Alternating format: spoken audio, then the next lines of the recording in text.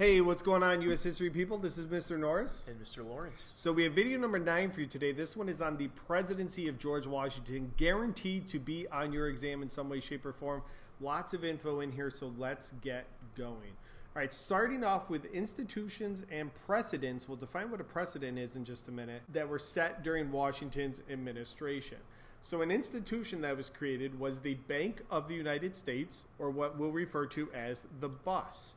And this was the brainchild of Treasury Secretary Alexander Hamilton, pictured here. Now, the National Bank, the bus, the Bank of the United States, would help establish United States credit and improve trade. So the economy in the early 1790s was kind of struggling, and Hamilton wanted to improve the economy. So this set off debates over a strict versus loose interpretation of the Constitution. If you read the Constitution, it doesn't say that the U.S. can create a bank. So if you take a strict interpretation of the Constitution, you would say the bus is unconstitutional. If you take a loose interpretation, you would say it's okay because even though it's not mentioned that you could, it doesn't say you can't. And ultimately, Washington will support the bus and sign it into law.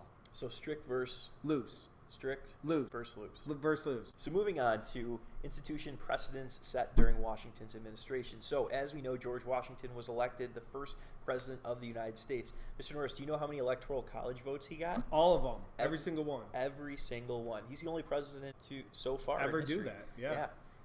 And I would be surprised if anyone ever does. Won't happen. So because he was so popular from his time as leader of the Continental Army during the successful American Revolution, also as president of the Constitutional Convention, he holds a lot of cred along all sections of American society. So as president, what he does, the actions he takes, become precedents, so things that are set for future presidents to follow. So some things we need to know for this course. So actions that were taken that were followed by future presidents is the first one we have is the two-term tradition.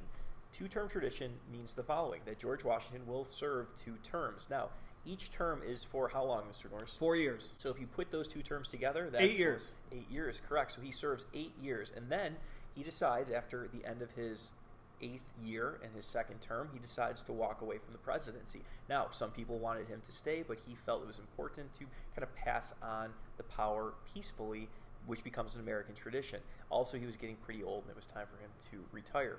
So Washington serves his 2 terms. This is followed by pretty much every other president until we get to Franklin Delano Roosevelt, which we'll talk about more later on in the course, and he chooses to actually run for how many terms? 4 terms he runs for. Elective to 4 terms in a row. Unfortunately for him, he doesn't survive his 4th.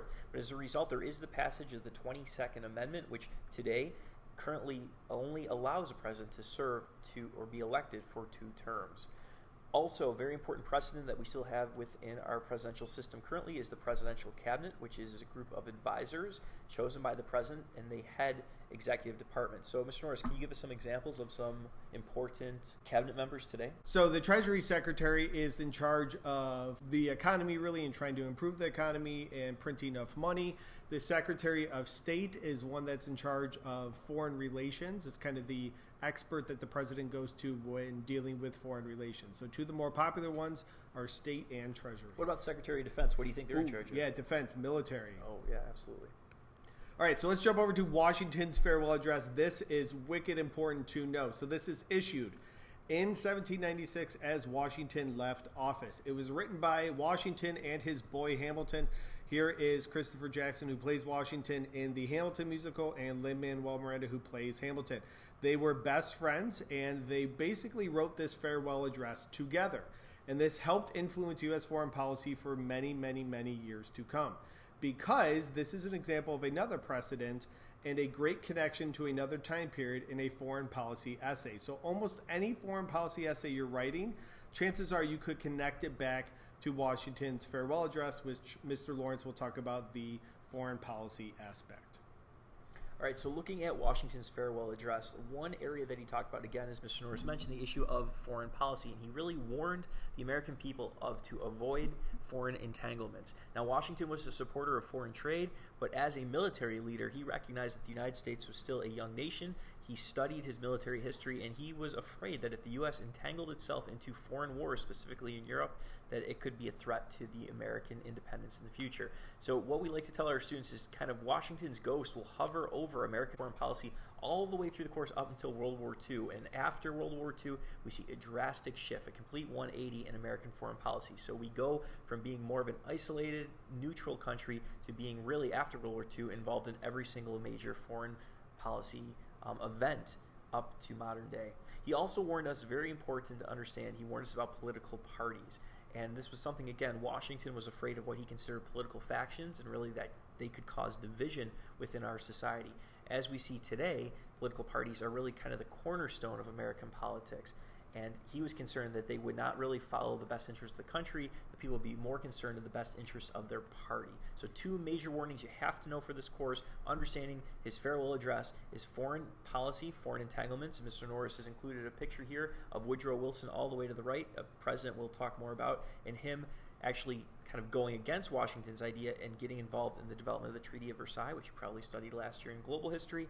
And also, very important, Washington warned us of political parties, but very quickly under Hamilton and Jefferson, we'll see the country start to divide into those different political views all the way up until our modern political day. All right, let's do a quick recap to end this video. Institution under Washington, think the bust, the Bank of the United States. For precedents established, make sure you know the two-term tradition and the cabinet as well. And even his farewell address you could throw in there as a precedent. But be familiar with the farewell address as warning of entangling alliances and no to political parties. All right, guys, thanks for watching. Look forward to seeing you back here for video number 10. Best of luck this year and have a good day.